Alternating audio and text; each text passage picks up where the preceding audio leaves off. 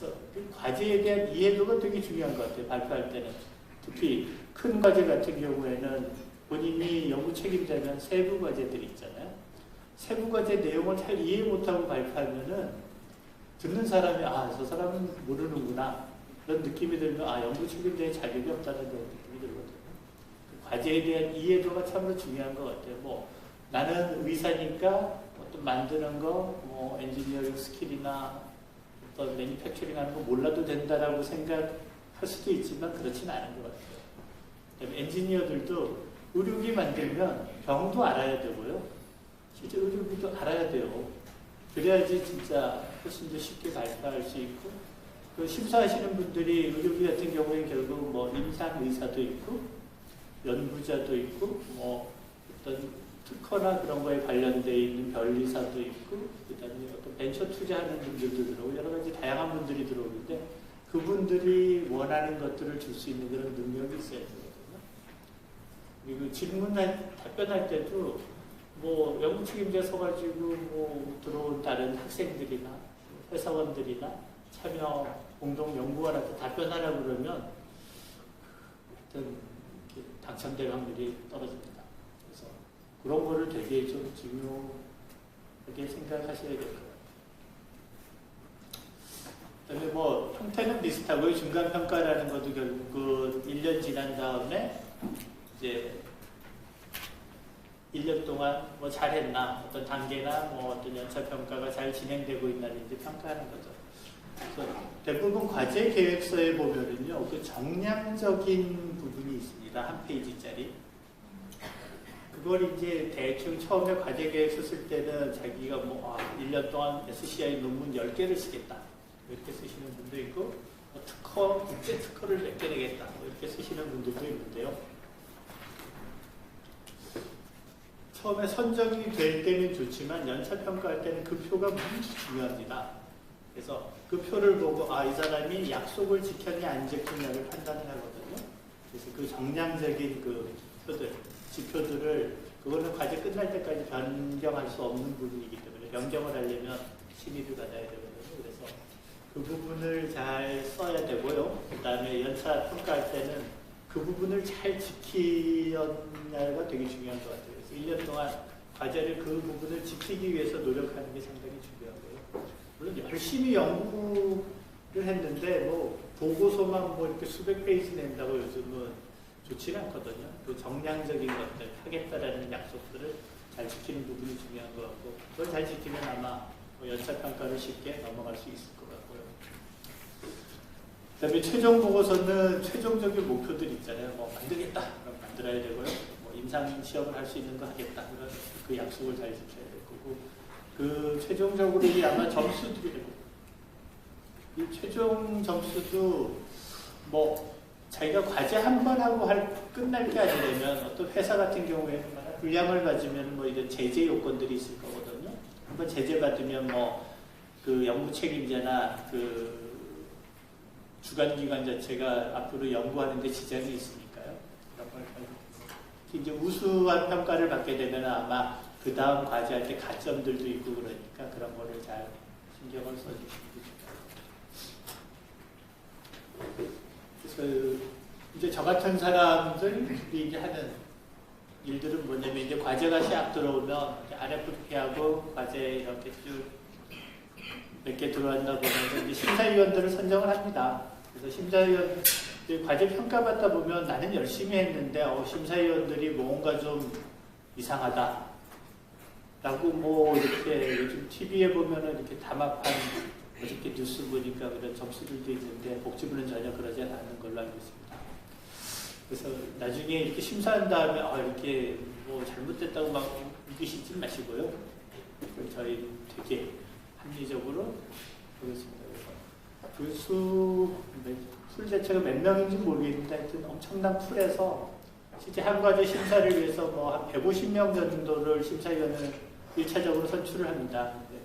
사실 저한테 이제 맨날 그거 해달라고 그러면 그 150명 이 사람 이름 보면서 그 적합한 사람 찾는 게 참 짜증나는 일이기도 해요. 그거 한 번 하는데 몇 시간 걸리는데 가끔 이제 저번에도 뭐 버전 업그레이드 하다가 입력하다 안 되고 막 그랬는데 있는데 그거 열심히 해놓으면 얼마 주죠?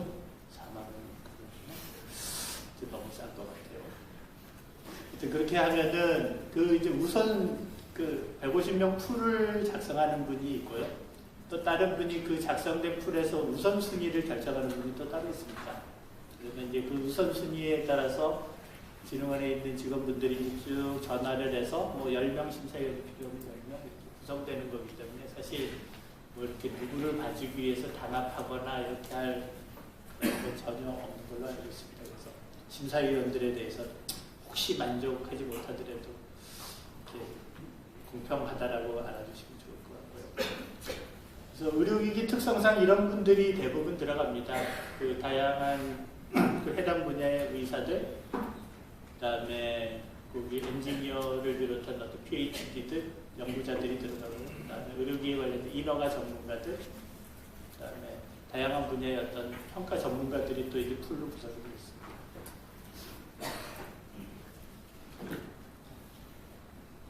그래서 아까 뭐 대충 말씀드린 내용에 해당되는 건데 여기 이제 중요한 것 중에 하나가 겁니다. 사전 선별에서 아까 떨어지면 안 되죠. 라고 그랬잖아요. 그러면 이제 반드시 지켜야 될 것들. 자격, 참여율, 과제 구성, 뭐 반드시 병원을 끼고 2개 이상 해와라 그러는데 꼭 안 해오는 분들 꼭 있어요. 이런 거 반드시 지켜야 될 거 지켜야 되고요.